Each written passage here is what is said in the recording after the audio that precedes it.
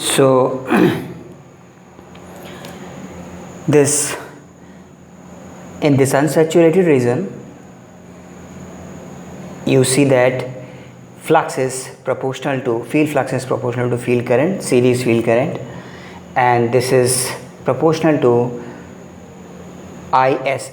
ISE is the series field current. Suffix SE stands for series field. So flux is equal to phi, field flux phi is equal to KSE into ISE. KSE is the series field proportionality constant. So put this value here in this equation, you will get T proportional to IA square, which is parabolic variation. For saturated region, that means for higher value of field current, flux become constant, right? Like I have already discussed. So once the field flux become constant, let us call it is having its maximum value phi saturation, right?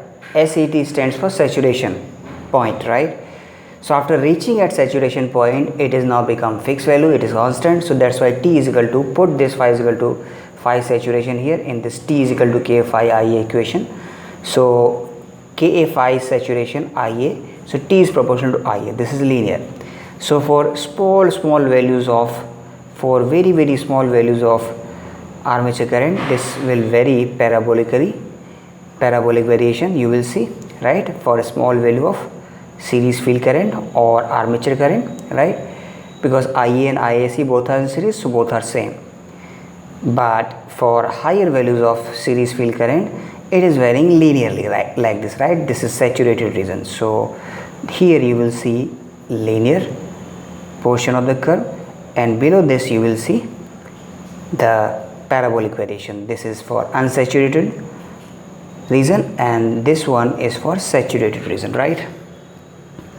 Now, so next characteristic for DC series motor is phi, field flux phi versus armature current IA characteristic. So field flux phi is a function of series field current, it is function of armature current. So here see, as soon as your armature current is varying, your series field current is varying, both are in series, right? So field flux is varying. For small values of armature current, this field flux is directly proportional, right? But for higher values of series field current or higher values of armature current, this becomes saturated. That's why you will see this kind of tilted characteristic after saturation. That means it is becoming fixed after achieving saturation. Even if you increase the value of series field current, the field flux is not going to increase. That is the meaning of saturation. So that means all the magnetic domains, they have been now aligned in the direction of applied field, and this is a condition corresponding to saturation, right? So even if you keep on increasing the series field or armature current, right, after saturation point, the flux is not increasing. That means flux has now become saturated, field flux has now become saturated. So this is the saturation region. So after saturation, it now no longer be linear, it will be tilting like this, showing the saturated condition of this flux, right? Now next characteristic is omega m versus IA, speed, motor speed omega m versus armature current characteristic. So here in this, write E is equal to K phi omega m, EMF equation of DC machine, equated by Vt minus IaRa, Ra plus RIC, right? For series field, total resistance is Ra plus RIC, both are in series. So here omega m you calculate, if you calculate omega m from here, then you divide it by K phi, that means Vt by K phi minus Ra plus RIC divided by K phi, right, into Ia, right? So for unsaturated region,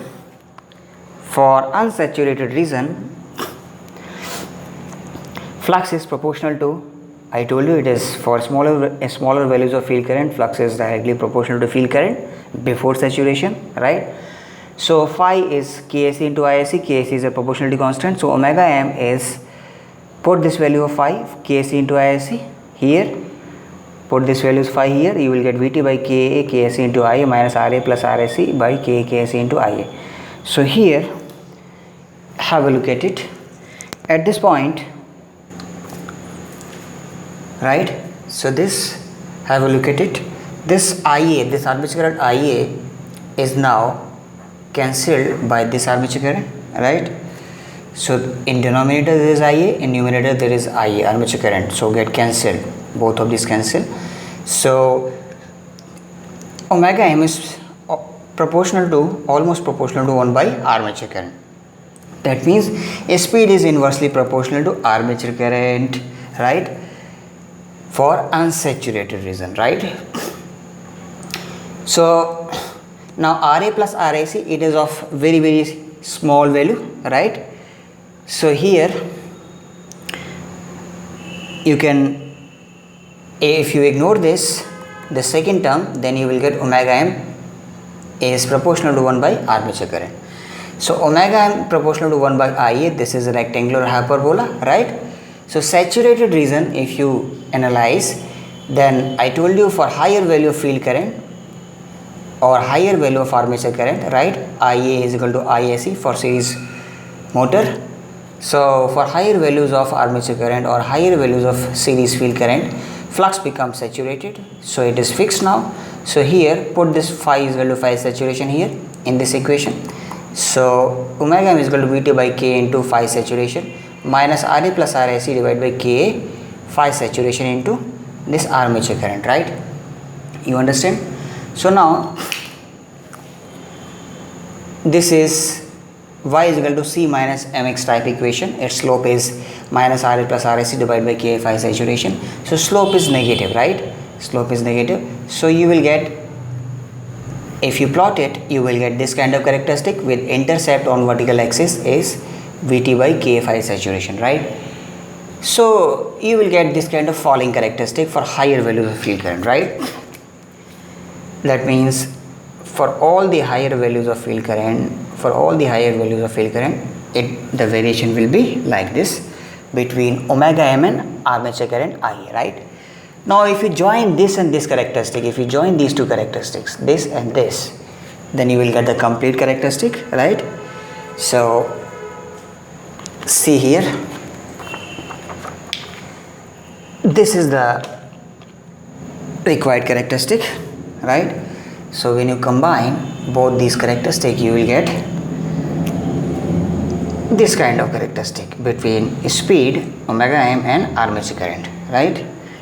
So for lower values of armature current, it will be bearing like this, right? And for higher values of armature current, variation will be like this. Now next characteristic is omega m versus torque, speed versus torque characteristic. It is, let me tell you, very important characteristic.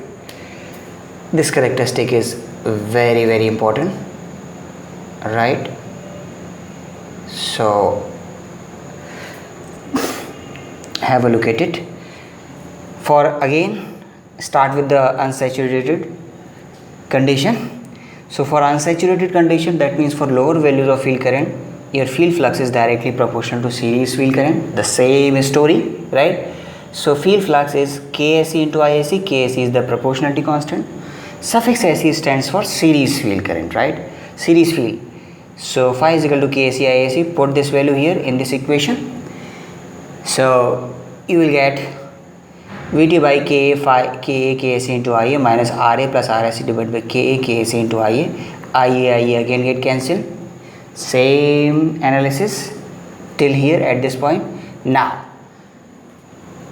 see here at this step, the calculation will slightly change. T is equal to electromagnetic torque is equal to Ka Ksc into Ia square, right? Because T is equal to Ka phi Ia.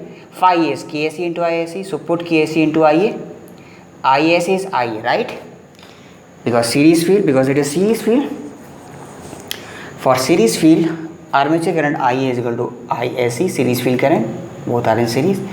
So Ia into Ia become Ia square. So from here you will calculate armature current Ia.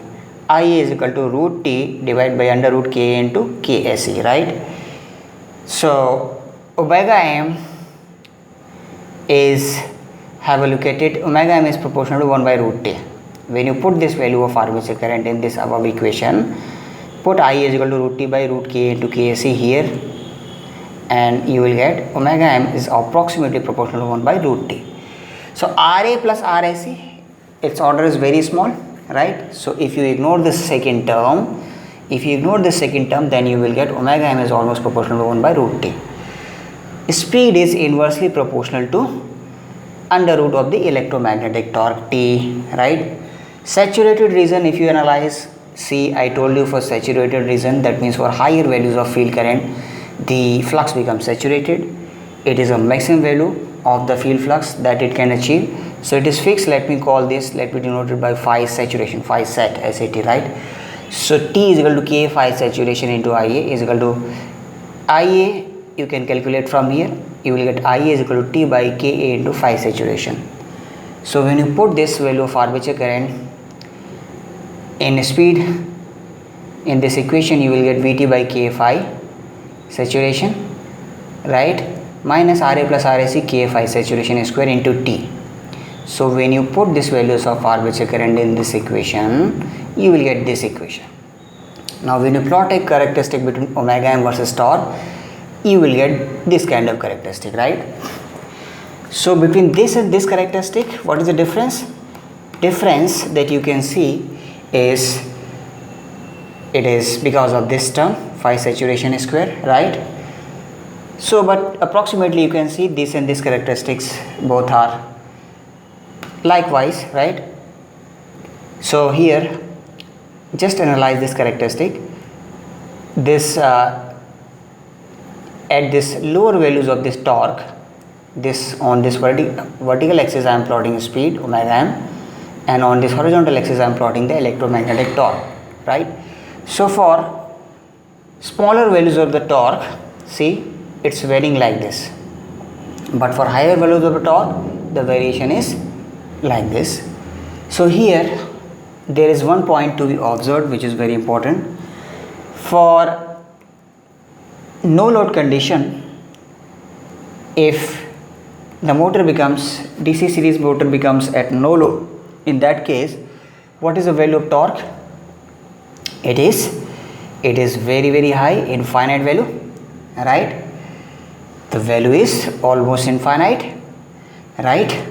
So here the conclusion is that DC series motor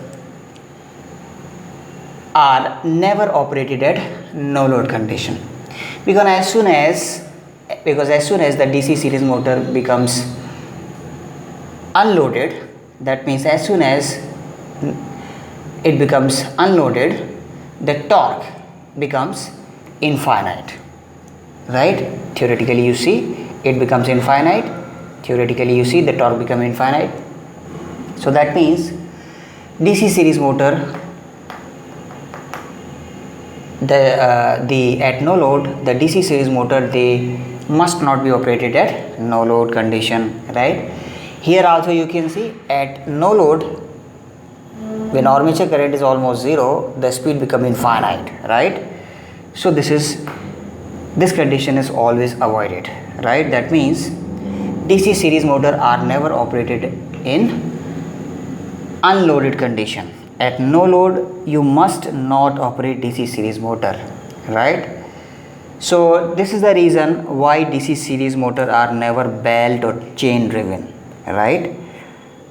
Why they are never belt or chain driven? The reason is that because if the belt or chain breaks in between during operation, then definitely motor become unloaded, and in that case the speed would go infinite, right? Here see, the torque will go infinite, electromagnetic torque, see, it will go infinite. Infinite means definitely it is unstable condition, so you must avoid it. That means DC series motor must not be operated in unloaded condition, right? Thank you very much. Thanks for watching.